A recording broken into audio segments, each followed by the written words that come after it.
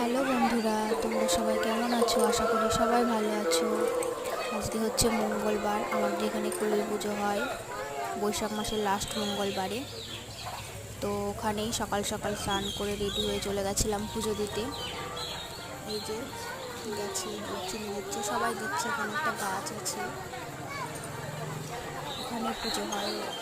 তোমার চালুন টালুন দেয়, দুপুরবেলায় একটু মেন পুজো হয়। এমনি যারা সকালে দুধ চিনি দেয় তারা এরকম সকালে দিয়ে দেয়। তোমাদের এখানে কার কার বাড়ির কাছে হয় কমেন্ট করো। আর ভিডিওটি যদি ভালো লেগে থাকে সাবস্ক্রাইব করে দিও, লাইক কমেন্ট করো। তোমরা সবাই সুস্থ থেকো, ভালো থেকো, আর ভিডিওটি দেখতে থাকো।